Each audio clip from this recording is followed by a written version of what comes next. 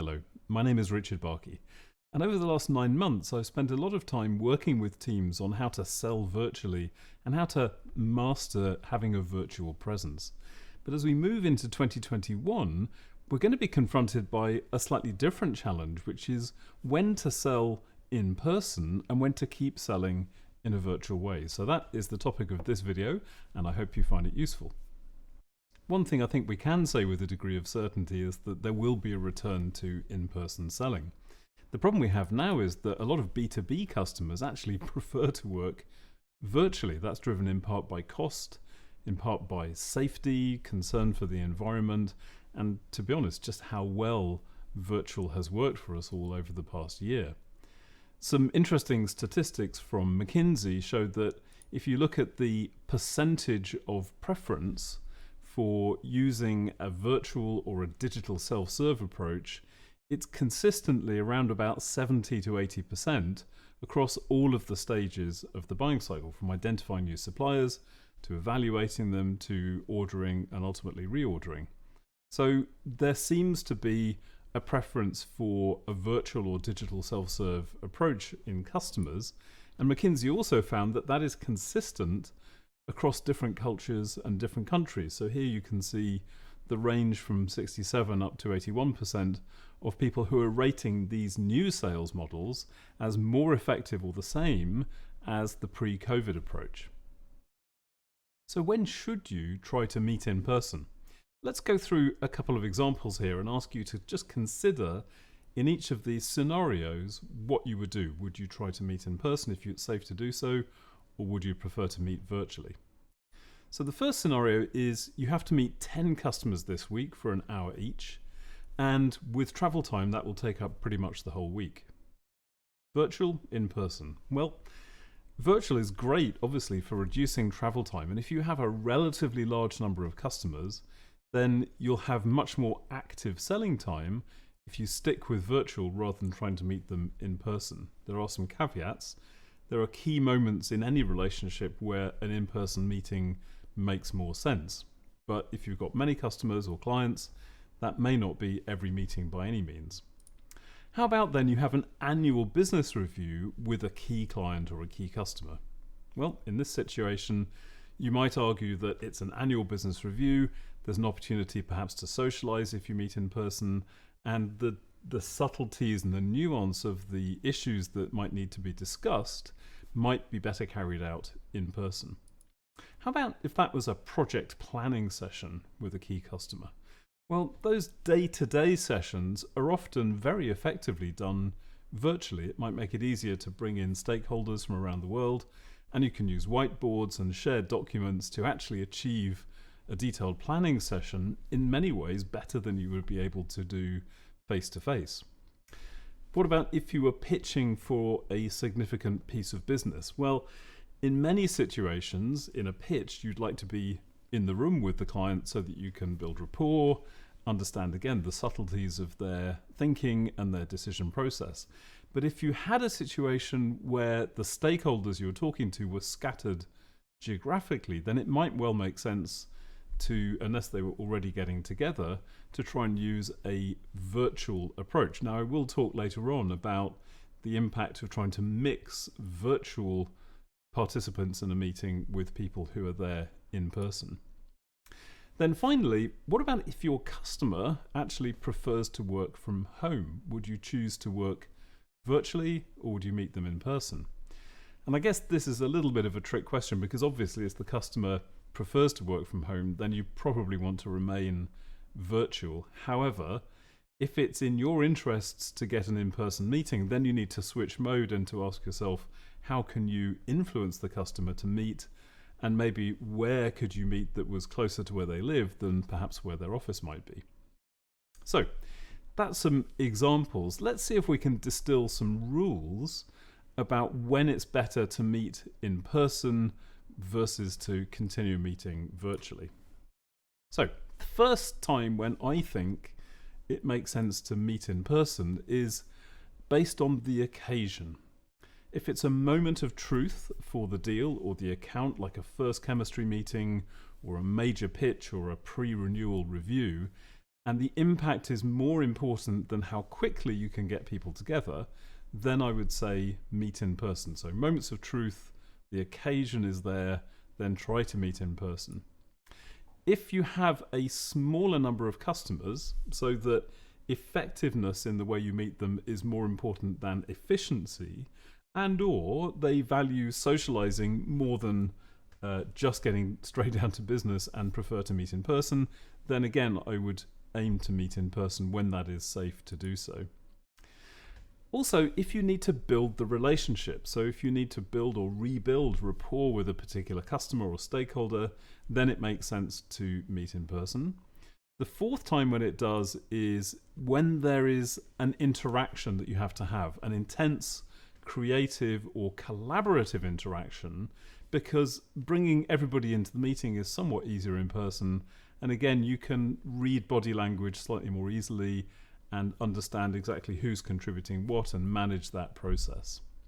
And the last time when I think it makes sense to try and meet in person is to do with information. So it's when the key information you need to uncover is very subtle or nuanced, so that a free-flowing conversation with opportunities to talk outside the meeting, at the coffee machine, at the water cooler, in the elevator on the way out, will give you the opportunity to dig deeper and find out those key insights.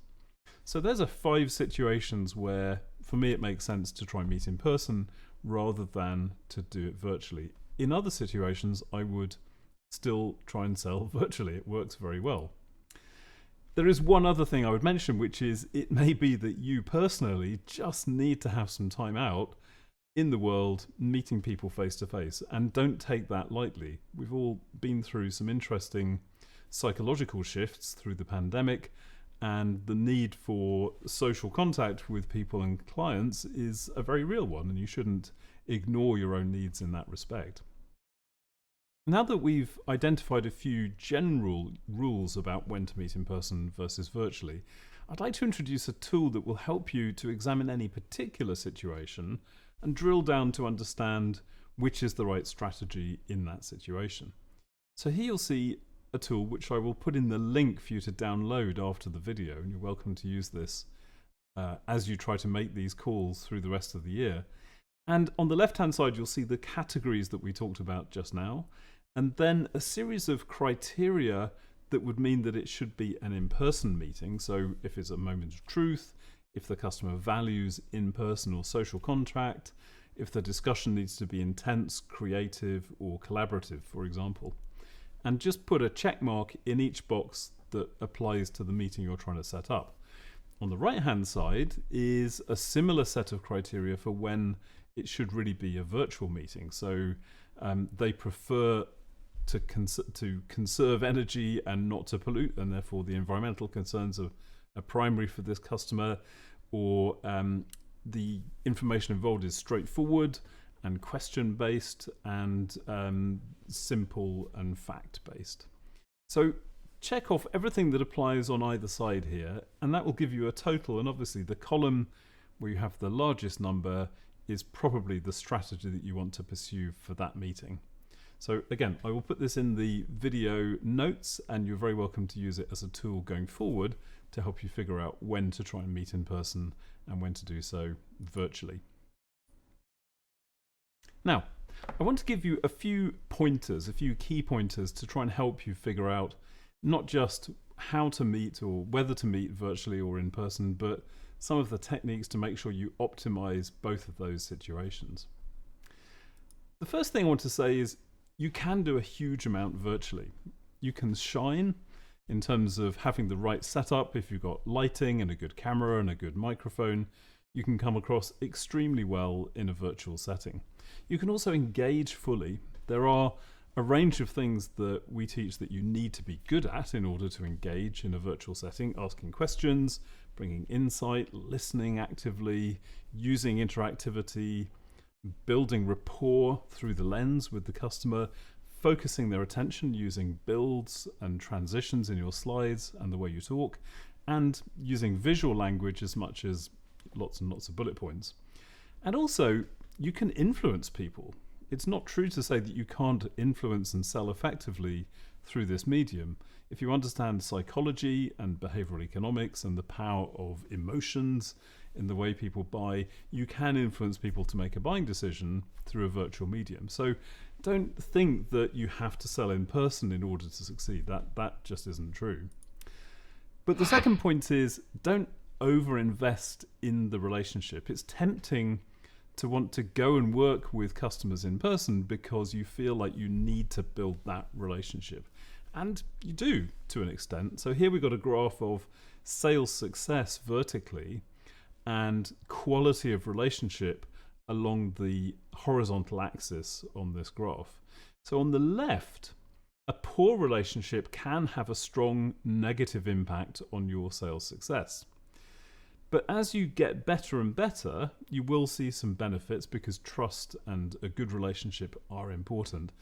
But after a level that you've reached in terms of quality and relationship, there are diminishing returns, right? So after a point, other factors tend to dominate over the relationship, whether it's price or the nature of your product or the service offering, whatever it might be.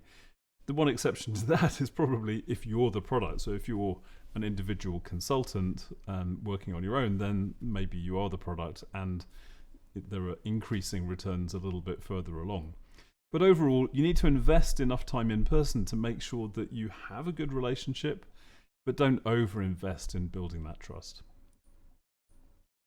Now, we talked earlier about moments of truth, and I want to use a framework called the buying cycle to explain where those key moments of truth are through the whole of the customer journey, from not knowing they need to do something differently right through to hopefully renewing a contract with you.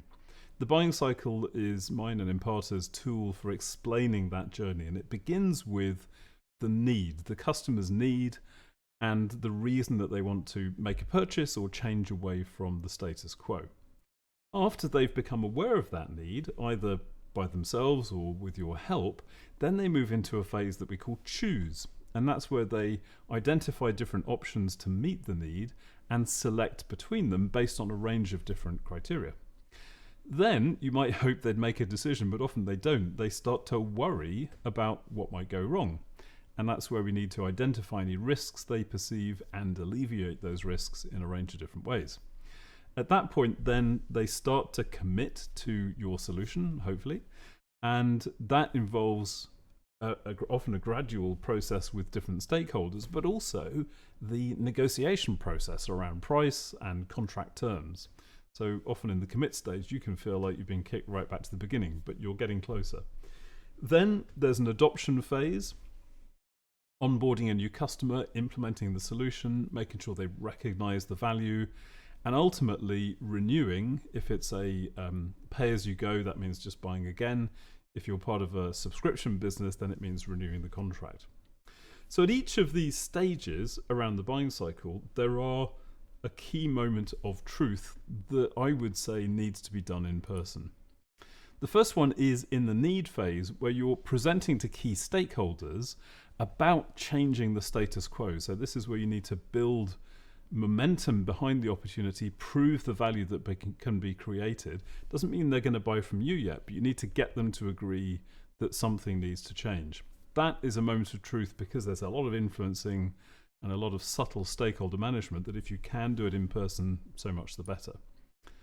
The pitch itself in the choose phase, again, unless there's a real issue with dispersed stakeholders, then I would try to do the pitch in person. And obviously if your competitors are doing that too, then you almost need to signal that you're investing as much as they are in the relationship.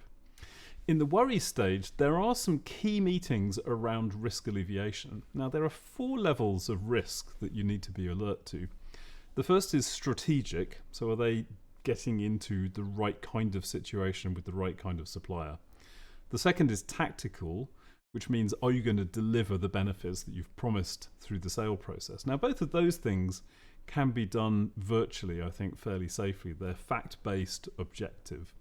But the 2 other types of risk, political and individual, are much more difficult to talk about in a virtual setting. You kind of need to be able to manage the body language, manage the emotions in the room, and bring people along with you in a gentle way to uncover and then alleviate any risks they have. So where it comes down to those more sensitive areas like political and individual risk, try to meet in person. In the commit stage, interestingly, the research shows that if you are up against a powerful negotiator like a procurement team, then negotiating virtually is actually better for you. It makes it harder for them to bully you, in effect, through the negotiation. However, in the early stages where you're trying to understand the other party's interests in order to be able to then create an effective and creative negotiated outcome, that's something that you probably want to be able to do in person.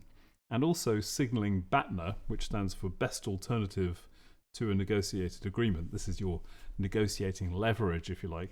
The signaling of BATNA between you and the customer is a really subtle activity and one that procurement professionals are trained to do very well.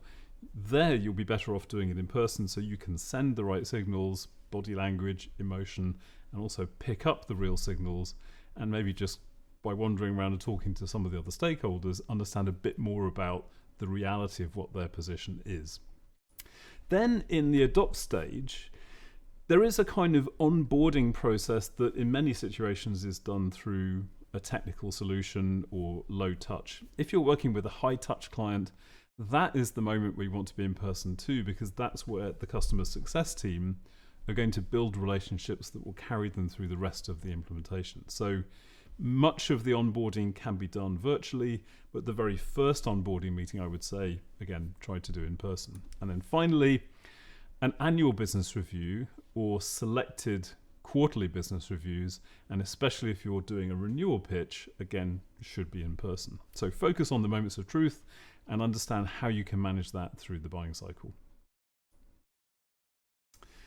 Let's talk now about leveraging existing in-person contact. So you may well have teams who are already on site and are in a pretty good position to meet with customers, even if you're not meeting with them as a salesperson dealing virtually. So if you have staff like service engineers who are there with the customer on a regular basis, use them to create a blended approach of virtual and in-person contact with the customer across the full account team. Secondly, you may well be able to arrange in-person meetings to coincide with existing meetings that they're having at which the client stakeholders will be present. So, for example, you can align your quarterly business reviews with their cadence of management meetings. And finally, you can create your own customer events within your own company. So you hold a meeting or an event at which the customer will be present. If that's happening, then try to attend. If it's not happening, maybe try to arrange it, and allow yourself time to create secondary meetings so that you can meet the customer in person without having to travel or without them incurring additional time penalties either. The fifth piece of advice is an interesting one. It's try not to mix in-person meetings and virtual meetings. So the thing is that unless remote people are really not that important, or there's a really, really good video conferencing setup, there is a risk to mixing it that the people who are virtual will have a less good impression of you than the people who are in the room.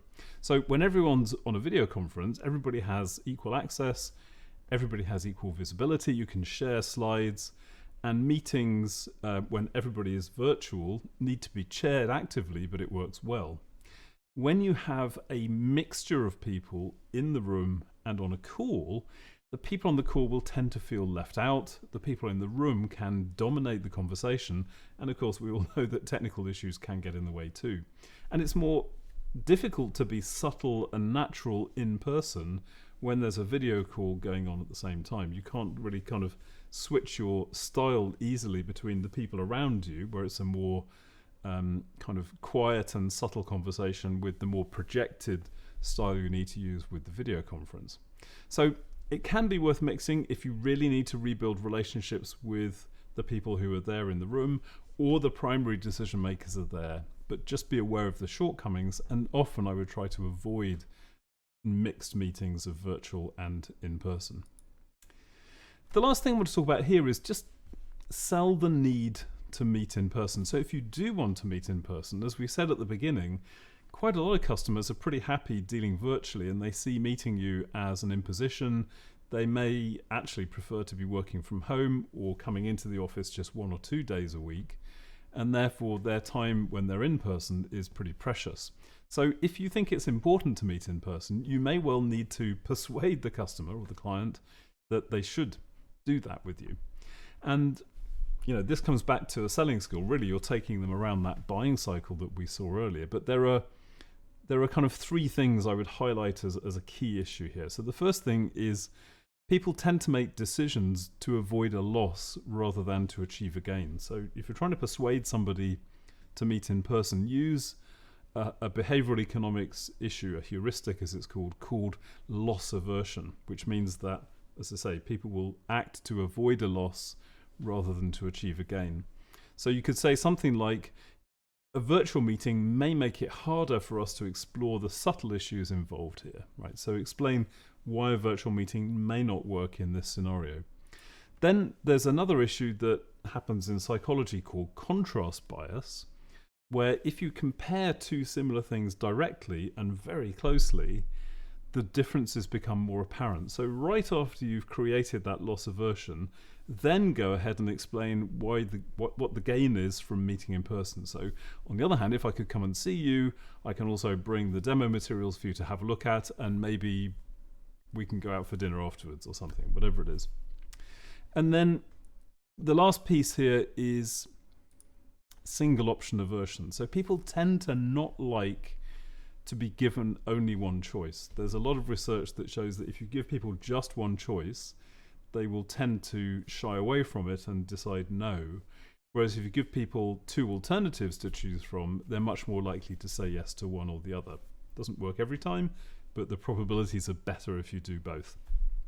So, for example, you could say, we could meet at your office, or I could come to somewhere that's closer to where you live if that makes it easier for you. So just give people a choice about how to manage that in-person conversation.